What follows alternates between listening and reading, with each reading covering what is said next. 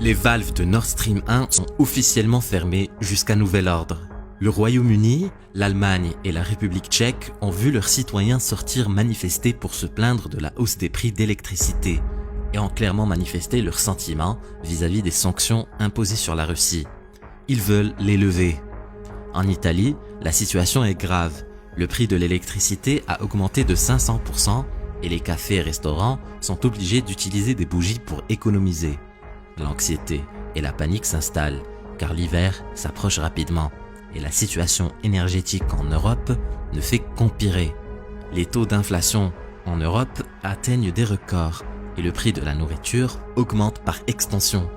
Rejoignez-nous jusqu'à la fin de cette vidéo où nous allons décortiquer l'inévitable crise énergétique et économique qui attend l'Union européenne et pourquoi son effondrement économique a déjà commencé.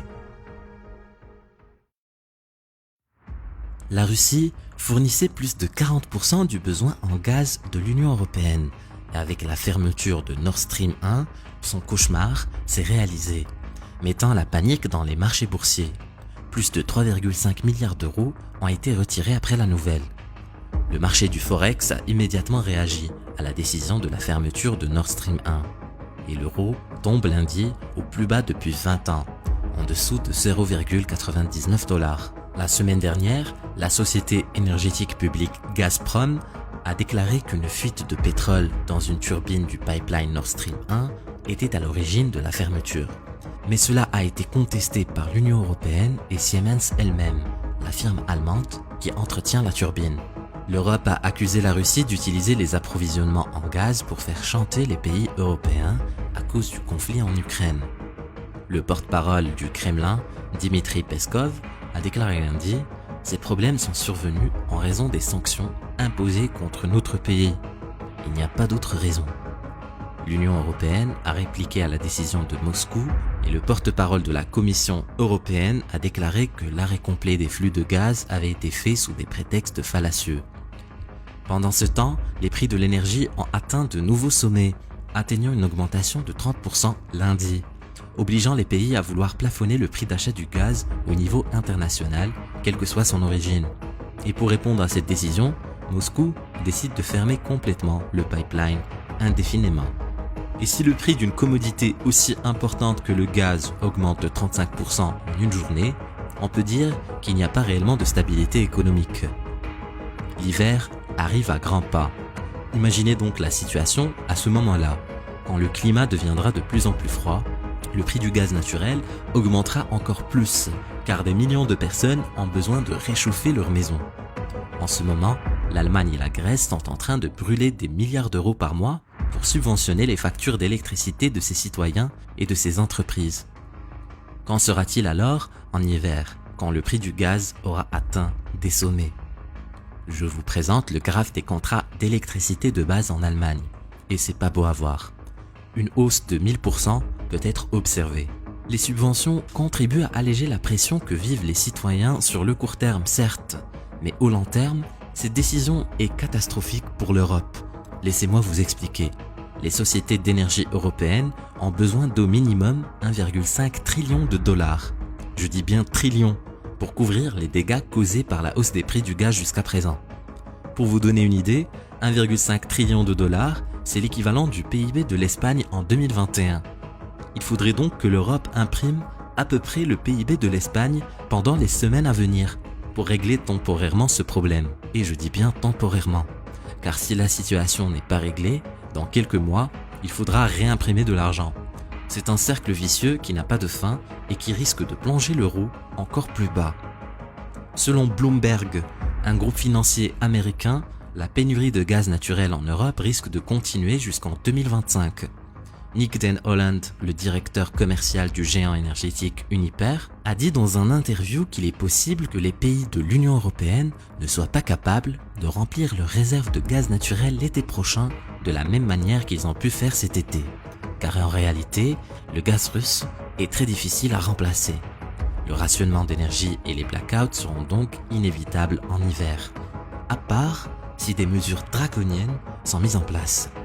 Et effectivement, l'UE envisage des réductions obligatoires de la consommation d'électricité pendant les heures de pointe et souhaite canaliser le minimum vers les entreprises et les ménages les plus pauvres. Et si le plan d'action de l'Union européenne pour faire face à cette crise se présente de la sorte maintenant, imaginez les mesures qui seront entreprises en plein hiver. D'ailleurs, certaines banques anticipent déjà et décident de s'équiper de générateurs de secours pour assurer les transactions et le fonctionnement des guichets automatiques pendant l'hiver en cas de blackout. Plusieurs secteurs industriels ne peuvent tout simplement pas tolérer une coupe d'électricité, comme les fonderies par exemple, qui ont besoin de garder les métaux à une température élevée constamment. Le secteur alimentaire, qui a comme contrainte le respect de la chaîne de froid. Et une coupure longue et inattendue voudra dire la péremption des aliments fragiles. Et malgré tous ces risques, l'Union européenne a d'autres sanctions dans la poche. À partir du 5 décembre 2022, l'import de pétrole non raffiné russe sera banni et les produits raffinés tels que l'essence et le gasoil seront bannis à partir du 5 février 2023. Cette coupure se fera de manière brusque et risque de choquer les marchés locaux, ne leur donnant aucun temps d'adaptation. En moyenne, l'Union européenne a connu une inflation de 9,8% en 2022, ce qui est désastreux, comparé en 2021 où le taux était de 2,5%. Et pour certains pays comme l'Estonie, l'inflation a atteint les 23,2%. En réponse à cette hausse, la Banque centrale a décidé d'augmenter les taux d'intérêt pour limiter la circulation d'argent dans le marché, diminuant ainsi la demande et les prix avec. Mais cette décision, bien que raisonnable, a un coût. Le ralentissement de la roue économique. Car l'argent devient techniquement plus cher. Il est plus difficile par exemple de prendre des prêts pour financer une maison ou une voiture. Ce qui fait que les entreprises auront moins de clients. Le pouvoir d'achat et l'économie des Européens ne fera que diminuer au fil du temps, tant que la pénurie de gaz ne sera pas réglée.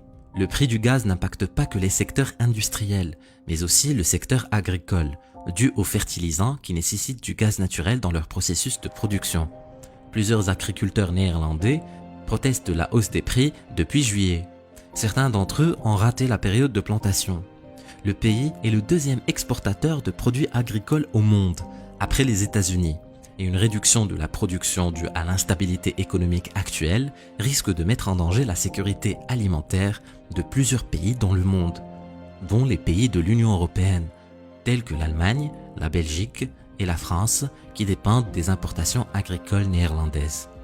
Les prix de la nourriture flambent déjà et flamberont encore plus dans les mois à venir.